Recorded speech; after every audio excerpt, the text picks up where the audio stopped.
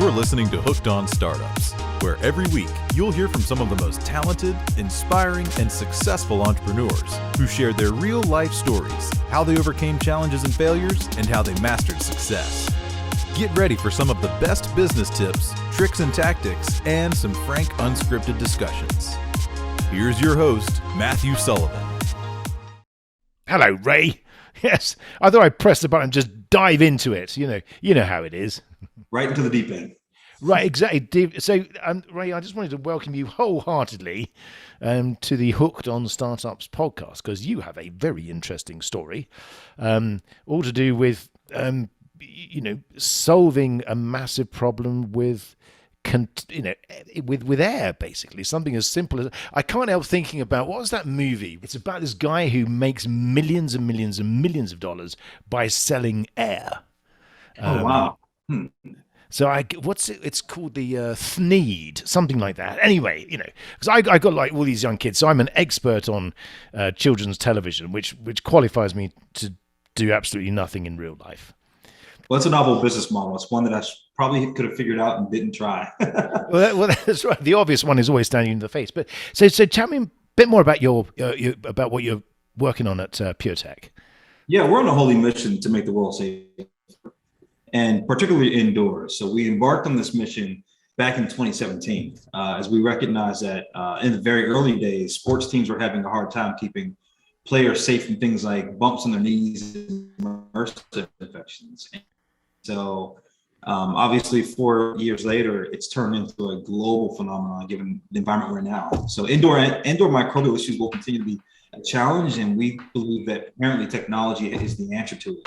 And I came across this, I think it must have been 30 years ago in the 90s, early 90s, because I got involved with a company called Alpine Air Products of America, which is really interesting because it was to me then, because they had created this sort of air purifying system using ionization and ozone.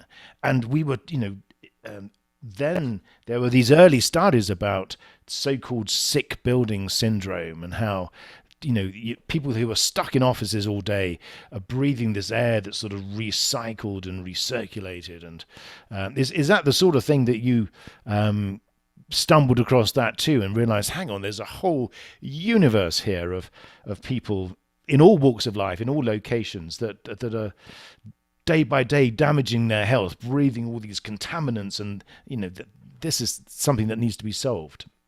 Absolutely. In fact, stale, stagnant air is probably one of the top three contributors to indoor health being an issue, right? Where there's risks. It's if we don't have proper ventilation, it's difficult to get things that are naturally occurring byproducts of human occupancy out of the space that we're in, right? And so that's a very polite way of saying people with sort of, generally stinky people. Well, odor is one of the more nascent, easier issues to solve for, but when you get into things like COVID-19 or even, mold, toxic mold, black mold, things that we can't see in the air do have a direct impact on human health, right? Yeah. And it's a huge, air is a very important part of it.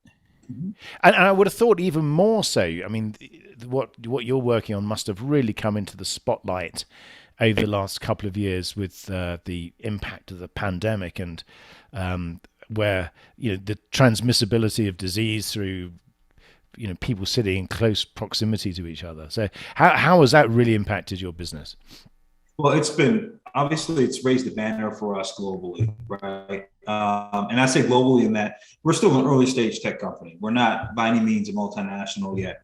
But certainly right here in the US, we've been working with sports teams, office buildings, and commercial spaces since the beginning of our R&D process, just to figure out how to optimize our technology inside indoor spaces very easily, and to retrofit it in a way that is non-disruptive to the buildings that we work in. So when the pandemic landed, we went from being a solution thought of as you kill marijuana smell and cigarette smell in hotel rooms and odors to a legitimate germicidal solution that uses data, right, to protect people in these spaces. So the pandemic certainly did make the conversation a lot more important for our customers. And tell me a little bit about how you got involved with Purtec. So I know that it's your baby. And what's the genesis? Where did the idea come from, and where was the first sort of big leap where you thought, I'm going to, grab this problem by the collars and get on with it? Absolutely. Well, I'm a freak by nature. We call the hyper germaphobes of the world freaks, and I'm one of those guys. I'm the guy who, when I check into a hotel room, I've got to clean it before I use it, even though it's already been cleaned and sanitized, right? And so I'd always had an appreciation for finding novel ways to keep, pathogenic disease and germs off of people using natural methods, things that are sustainable. My first job at 14 was working at a VA hospital medical research lab doing research assistant work for a pathogenic disease doctor. And I was the kid who I love to watch the bacteria grow in the petri dish, the whole thing you do as a kid in the science projects and the fairs. Never knowing that at some point in the future, I'd spend my life's effort and work, working in areas of dealing with bacterial issues and microbes inside of facilities. Now, obviously, that's not the sexiest thing in the world to talk about. Well, I think it is if you're a bacteria. I mean, let's not, these are forgotten organisms, There needs to be a support group for the amoeba. Absolutely. Something where they can sort of like feel a lot better about this war that we had. Should just share their problems. I mean, they're treated badly, Yeah, absolutely. Well, it's a complicated world. Obviously, the microbial world is very important, and we think of bacteria as a bad thing usually. But if you study the microbiome both in the body and outside of it, you come to find that the delicate balance of healthy, good bacteria and the ones that are not as helpful for us health-wise is a lifelong study, right? It's a world that's very nuanced. But taking you back to when you were 14, again, it's the fascination in this, this VA hospital of being behind the scenes and seeing all the research, and where did that? I mean, obviously that made a big impression on you, but where did that take you to next? At what point did you realize that this is a field that you just wanted to become immersed in? Yeah, that actually didn't happen until later in my life. During my career in business and in early stage technology. I would say that about 12 years ago, I fell in love again with the study of oxygen. I actually hacked upon a body of work from these medical practitioners that are using ozone treatments intravenously to treat sort of stage 4 cancer and diabetes and pathogenic issues in the body effectively in many cases. And there's this documented world of sort of doctors and practitioners that have used oxygen essentially to cure human ailments. And so that just took me down a rabbit hole of research where I realized that if we could harness the power of oxygen, which is readily available in the atmosphere, we could do a lot of amazing things to help promote human health. And that was sort of what led me back to that 14-year-old who was in the lab playing with petri dishes back in high school.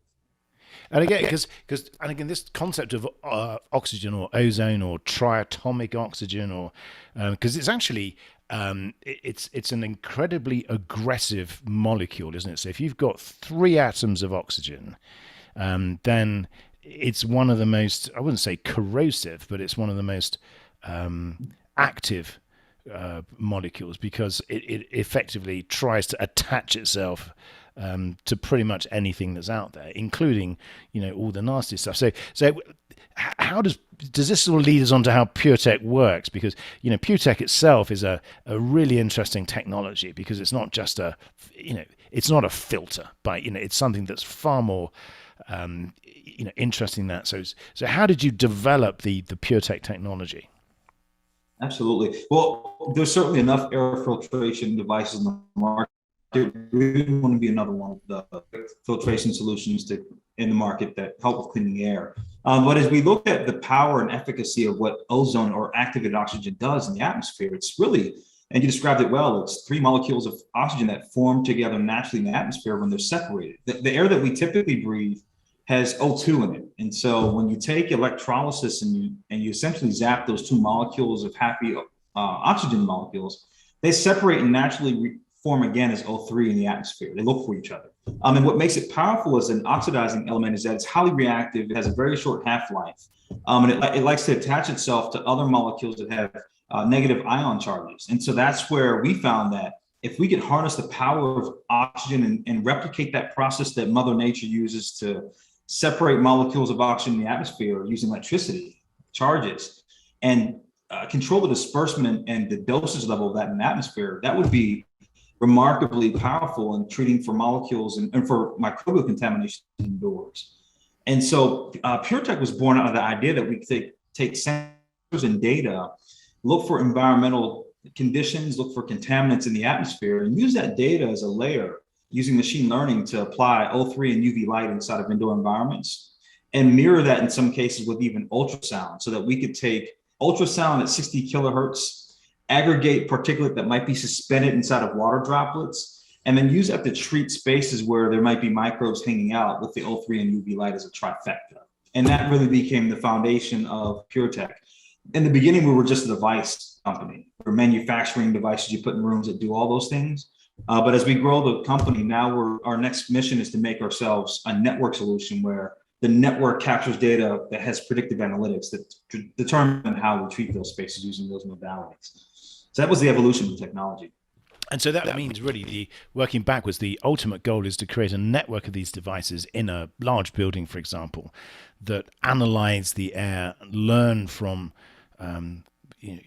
what contaminants are in the air. And you talk about three different solutions. So you've got ultraviolet, there's ionization, I think you mentioned, there's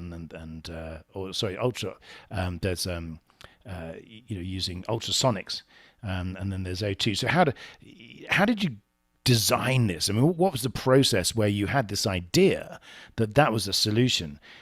So talk us through, because there's loads of people out there that have an idea, but completely at a loss in terms of trying to figure out how to take that idea and put it into something that's real. Where do you get these things made? How do you design them? How do you do you go online and type in, wanted Purtec inventor, apply here? I mean, how do you find these people? Yeah, absolutely. So I had the benefit of having launched a startup immediately prior to Purtec, where we were manufacturing bags that had ozone generators and UV light strips inside them to sterilize sports equipment. And so this wasn't my first time working with ionization and with UV light. But as Purtec was born, I sort of had this idea that if I could bring in IoT capabilities and go out into the world of engineering and design a product that would start with sensor analysis, start with data, do more analysis and send data into the cloud to warehouse that data about occupancy levels, that would be the beginning of a new network solution where we could have this entire platform essentially connect to HVAC, connect to other industrial cleaning systems, as well as capturing data for sterilization companies, and then bring in a hardware layer that could automate that process inside of one platform.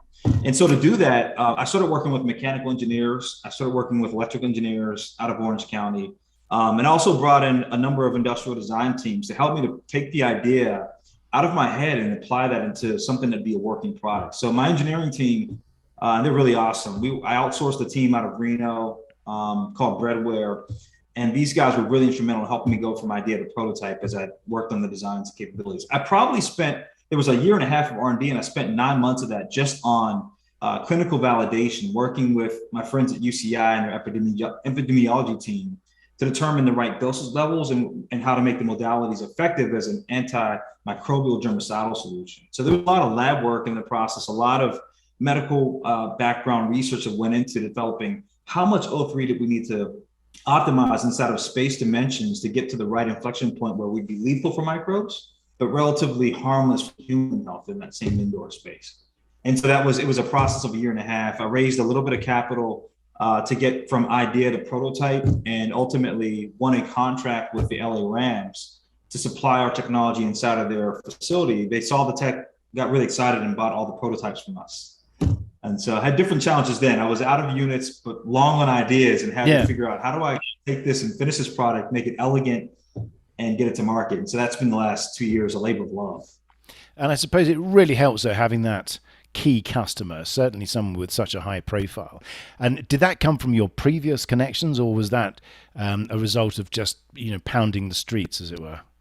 It is. And so I had a team, a part of our startup team was, we had a young gentleman who was really great at outbound sales calls. And so he was calling a number of sports teams just to see if we could get some interest in what we were doing years ago at the very beginning of this process. And it just so happened that he called on Rutgers, and their equipment team left Rutgers. Their athletic, the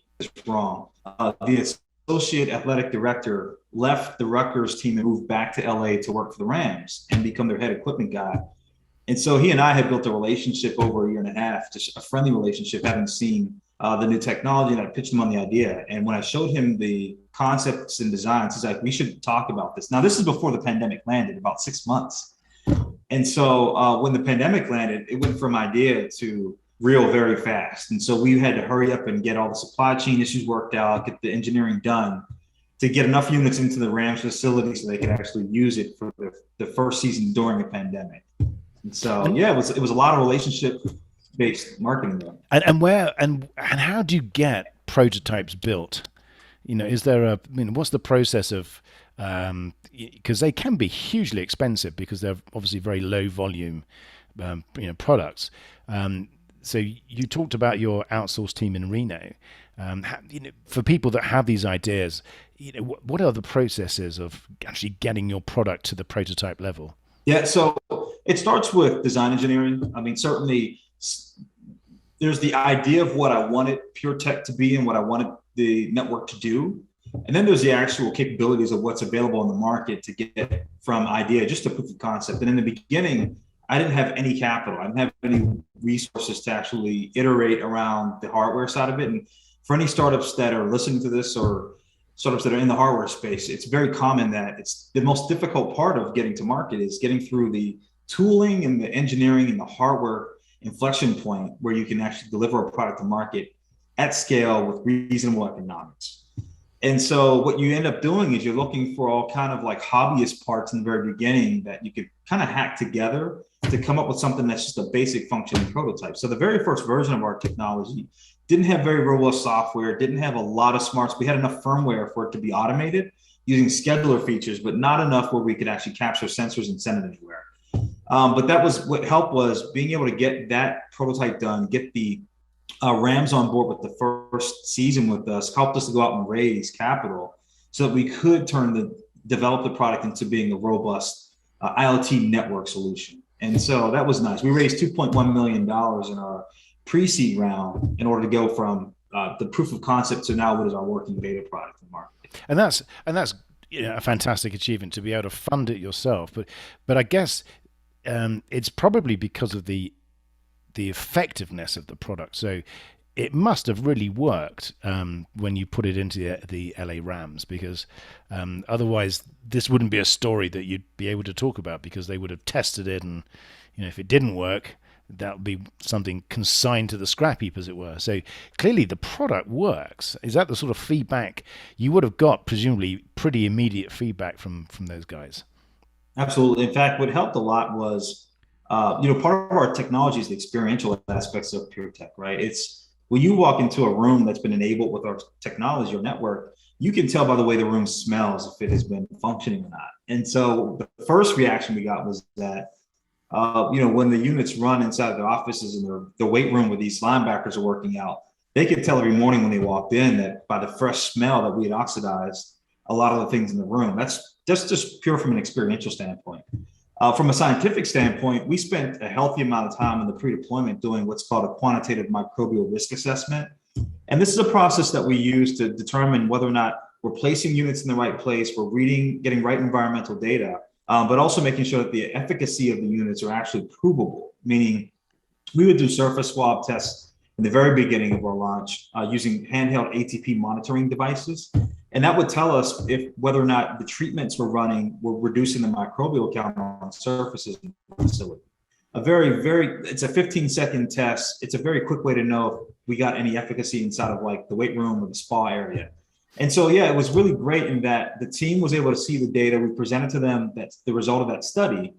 And that gave both us and the team enough credibility and confidence to move forward to a full deployment inside the space. And so now we've productized that. In the beginning, it was a very manual process. Our latest product will take models that pull in viral accretion inside of a facility and automate that process inside of our dashboard for the customer, just using their floor plans when they sign up with us, right? And that's been a very important thing. But Yeah. so take us back to that moment when you got the phone call from the LA Rams saying, "Yeah, okay, we'll give it a go." What was going through your head at that point? Well, so that was interesting in that we were talking, catching up about just life stuff on a call with the equipment team there. And I shared with them what I was working on and pulled the designs up on a Zoom call, just like the one we're having now. And I didn't expect to get the reaction that I did, because you assume that an NFL team has probably the most advanced protocols in the world. So I just assumed that this little thing I was working on out of an office in Irvine wouldn't be remotely interesting, where they have electrostatic sprayers and all kinds of equipment and companies and solutions. But when I pulled back the curtain of the technology, so they told me to come up, I go to the facility. And in fact, you may be able to see this. I'll pull this out. This is what our first unit looked like. The actual literal prototype. Obviously, it's not as sexy as our new devices, but it looks pretty good. It looks like it would scare the microbes to death more than anything. It looks like like some sort of looks like something out of Terminator 2 that's designed in the year 2050 or something, has gone back in time and has landed on someone's desk. That's pretty wrong. This is my flux capacitor for all exactly, yeah. On the call. And so, so we actually showed, I wasn't prepared to show this to anyone in the NFL because it just wasn't, the design wasn't very elegant. But we did the pitch meeting and I had it scheduled to run and kick on its own during the meeting. And when it went live, the team could smell the effect of the O3.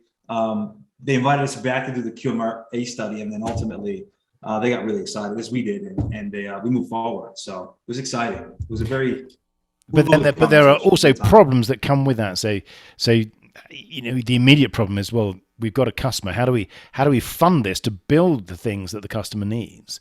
So what did you find the most the strategy that you employed to suddenly magic money out of nowhere, or magic product out of thin air? Well, it was a very complicated and very nuanced strategy. I started cold calling investors. There you are. Yeah, exactly. The best way. It was hustle. I probably reached out to, not probably, I actually reached out to over 350 investors. I got the usual. So I had a team of advisors then that was really instrumental in introducing me to some of the bigger name retail VCs. But I tend to be incredibly critical of of Menlo Park, in that they see a ton of deal flow, and it's very difficult for them to get access to, what is the new forward thinking, the latest startup that's going to actually become something, given the just amount of sheer volume they get. So I actually was a little contrarian and thought that if I went through a layer of VC and institutional investors that were what I call tier 2 nimble VCs, I'd have a better outcome. So after having met some of the bigger players, I actually focused the outreach to some of the VCs that had 50 million to 250 million of AUM, and maybe 25 to 100 million of dry powder, that were looking for just really innovative, cool things. And was very fortunate to have met Blue Collective out of New York City. When you're a hardware startup, it adds another layer of complexity, in that the minute you say that you're in the hardware business, you lose about 80% of most of the big VCs that we think about, just because it's not an easy game to play in, right? I was very fortunate and thankful that Blue Collective did not have a sort of negative reaction to us having a very important hardware layer, but they also respected the future of the IoT and software capabilities we're envisioning. And so yes. Of the 2.1, they invested 2 of that. And that was enough for us to get from the proof of concept to beta product to market. And then in terms of how you're going to distribute this, because you can build it and sell directly, or as you were alluding to earlier, working with HVAC companies, is this technology that you see yourself ultimately licensing, or do you think you're going to stay in the manufacturing business? So as we grow, we focus more on being a network solution that is really the rails upon which other hardware and equipment and devices would live on top of. And so while we do have a very elegant device, it is designed to be very effective, but also remarkably apparent and visible. We do want to keep our style aesthetic on brand. And so we'll always have some degree of control over how the designs of our products look and feel, almost like what you'd envision Dyson to be for the vacuum cleaner space, or Apple for personal computing, right? But that being said, we do see a world where we don't have to necessarily be the OEM for all of our devices. Same way that most of our smartphones are manufactured from licensed components from all kinds of suppliers around the world. So I tend to think I obsess over user experience. I obsess over the customer relationship and the customer experience. And I think an inherent part of that is as we get people back into buildings again safely, they're going to want to see something that is not behind the walls, that's actually doing the job of keeping them safe. And so because of that, we'll continue to stay in front of our designs and make sure that we do control the look and feel and experience of Purtec in these spaces. I guess that is important, because to actually physically see something on a desk or in a room, that that when that thing's buzzing and the lights are flashing, it's making the air better for you. So there is that physical element that is still quite attractive to the customer. Absolutely, yeah. Well, if you talk to facilities managers, and I obviously spend a lot of time with those folks, with facilities directors and managers that are inside of big spaces, right? They'll tell you that worker attrition is the conversation now when it comes to getting out of what's called the great wait. You would have seen the announcement maybe 2 weeks ago that Google's delayed their office reopening and return to work beyond the January 10th date, right? That's a very extreme, large example of, what facilities folks have to deal with. And so we think, if you're a team of engineers looking to get back into collaborative space again, you're going to want to know that there's something more than a hand sanitizer or maybe a plexiglass partition keeping you safe. And so a layer of technology that can actually do the job is going to be our answer to making workers feel that way going back into the space again. And in terms of what's on the immediate horizon, so this is not just a US solution. This is something that can provide solutions across the rest of the world, presumably, because the air is the same, pretty much the same in most places, I would have thought. So you've got a global marketplace on your hands.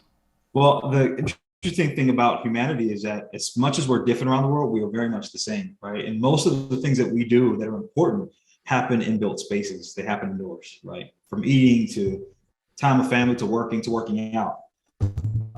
If you're in a place like New York City, being indoors right now or being outdoors right now is a little challenging. It's freezing, right? And so, yes, we developed a solution we thought would be unique enough in that we would solve a problem in a way that was novel without you having to spray sprayers across your facility 24/7, but ubiquitous in that we knew that if we could protect NFL players in locker rooms, we could probably handle odors and food smells and cigarette smells in hotel rooms pretty easily. So, and that's part of why we started in sports facilities. That's probably one of the more challenging environments to get purification technology into effectively, right?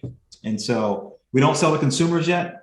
There is a pivot to consumer a few years out. We started in commercial spaces because we believe if we can protect you when you're flying, traveling, working, doing all the things you do in public spaces, we could work back in the environment very easily without having to overinvest in our marketing and advertising. And again, so if that is the case, so what is your approach to marketing this? Because if you're marketing on a B2B basis, that has a whole different set of challenges compared to marketing direct to the consumer. So what have you found has been your most effective B2B strategy? Yeah, it's relationships and more relationships. All of our deal flow, all of our current, and we have a few large logos that are coming on the network top of next year, have come through having relationships with someone that has either or they're in a position of being a business leader or in the C-suite, or they're responsible for the workplace experience and worker safety. And what happens is, Purtec becomes very infectious, to use a ploy on that term now, in that when people see that we have the ability to deploy within days an entire network of devices across 100,000, 200,000 square feet, and have them on the network activated and capturing data on their facility risks, and they can see all that in a single access point on the phone, it gets really, it's not very difficult to, I'd say, sell the product into commercial environments. I think where we spend most of our time is building credibility. Because we're in a world where there's a lot of hygiene theater. And so there's a lot of solutions that are promising that they can keep people safe with all types of different devices, right? And so we do spend a lot more time in that relationship building with pilot opportunities and also working with our facilities customers and operators, helping them understand the science of what's actually happening when we turn the unit on, right? And doing these ATP microbial assessments as well in cases where we really have a large deployment. And so that's been our strategy. What we're going into next is to scale the company is channel partnerships. So now we're getting introduced to relationships to really big industrial cleaning companies, sterilization companies, large service providers, even security companies that do smart locks, right? Because they've got the footprint of buildings and customers. And so we're a nice natural layer of technology on top of their current service offerings. And that's a really nice thing because they've got the customer relationship, and it keeps us in the technology bucket where we can be innovators more than we're market engineering, right? As a startup, it's very important. Wow. Well, it is fantastic just to hear such a success story. And again, all of this really, when did the Rams, is that the pivot point, or is that the moment when suddenly you thought, I think we're onto something here? Was that a year or a couple of years ago? I know it's quite recently. Yeah. So we started working with them in mid top of 2020, right around when the pandemic landed.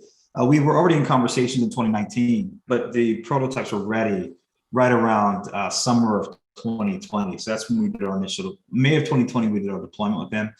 And yeah, I think we knew at that point that we had a solution that if we could get it right with their facility, it'd be repeated across, at least across the NFL, not realizing that every sports team, every league in the world would be dealing with a pandemic level issue, within the span of a year.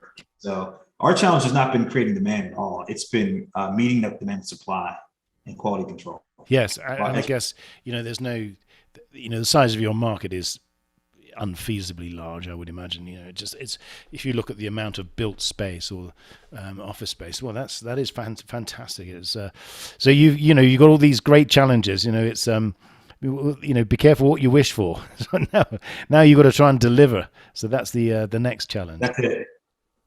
And we did. In all frankness, that was our biggest challenge. Even with the Rams, I'd overpromised and underdelivered on the actual beta version of our tech would be ready. Again, we had supplied them with our prototypes and realized that part of the gift and the curse of the pandemic was supply chain was completely throttled. And so we had suppliers that were promising us parts and components at prices that were pre-pandemic prices, at delivery dates that were pre-pandemic delivery timing, and that all went left on us. And so we ended up missing almost an entire season with them.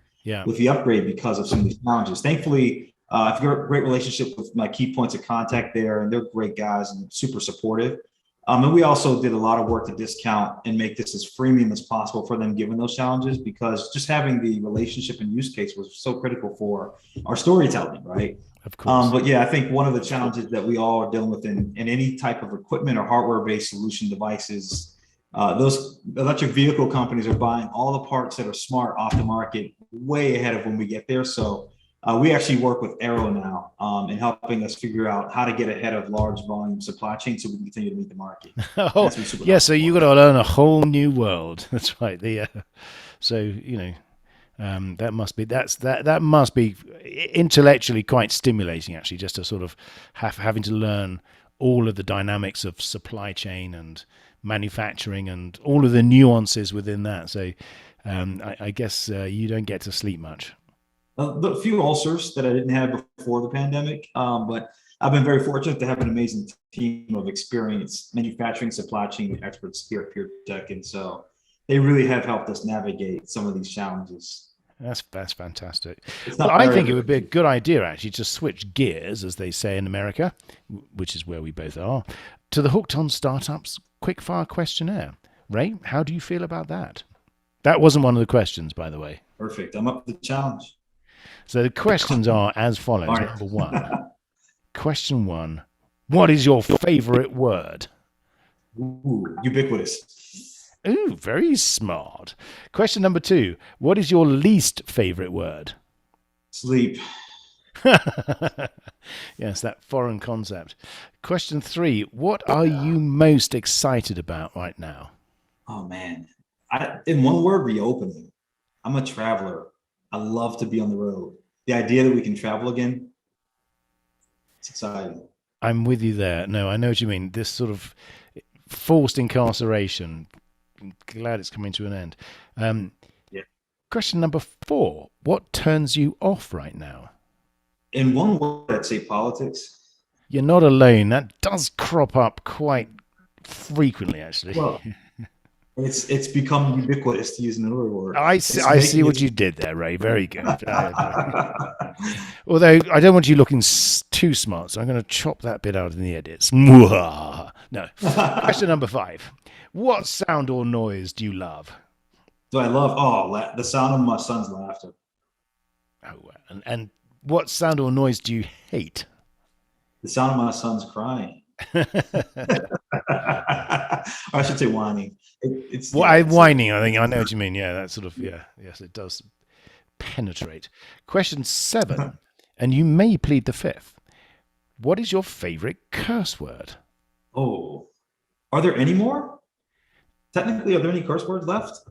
I think it's usage, isn't it? I think people have developed. I mean, if we take as an example, we've had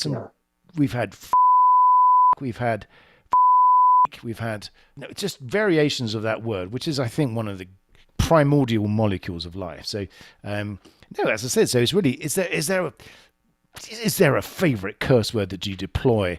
For example, when your supplier says, that price that we quoted you, it's changed slightly. Yeah. Okay. Yeah. I would use that one. Yeah, I'd use that. The word that came to my mind immediately was waiting. To me, that is a curse word. Waiting. My team is like we have supply chain partner owes us parts or LED lights, and we haven't gotten back to them. I was waiting for an email from someone in the supply chain to get back to me. That's the word that's the biggest curse word. Stuff that's out of your control. That's the curse word. Question number 8 then. What profession other than your own would you like to attempt? Profession as in a vocation, like something I'm paid to do. Right? Or anything, yeah. I mean, yes. In other words, what job other than your own would you like to do? This goes back to my earlier thing. Politician. And what profession would you not like to attempt? Teaching. I think we've had that a few times. I think probably because of the challenges. So, Ray, my final question is, if heaven exists, what would you like to hear God say when you arrive at the pearly gates? Go back again. Fantastic. Go again. Run again. Yeah, you've got a Series D to raise. Yeah, game over. Restart. Yes, that would be good. So, Ray, final question. How do people find out more about you? What's the best way to contact you and find out more about what you're doing and what you've done with Purtec and what you're going to do in the future? Sure, and in fact, we're building more media assets every day. But I would say the best place to start would be my LinkedIn, which is where most of the updated content is. So I'm searchable under Ray Edwards. There's quite a few of us, but I'm assuming that you'll post after this the links. We have that technology. Okay, great. Yeah, so I'm very accessible on LinkedIn, where I'm most active. I'm also website is purtec.com. And folks can also reach me directly through that site by joining our community mailing list as well.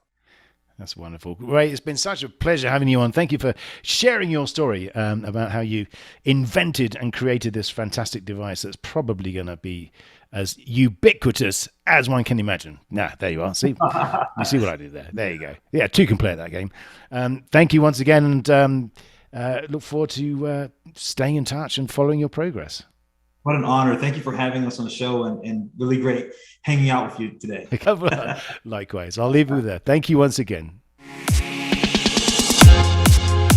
You are listening to Hooked on Startups, where every week you'll hear from some of the most talented, inspiring, and successful entrepreneurs who shared their real-life stories, how they overcame challenges and failures, and how they mastered success. Get ready for some of the best business tips, tricks and tactics, and some frank, unscripted discussions. Here's your host, Matthew Sullivan.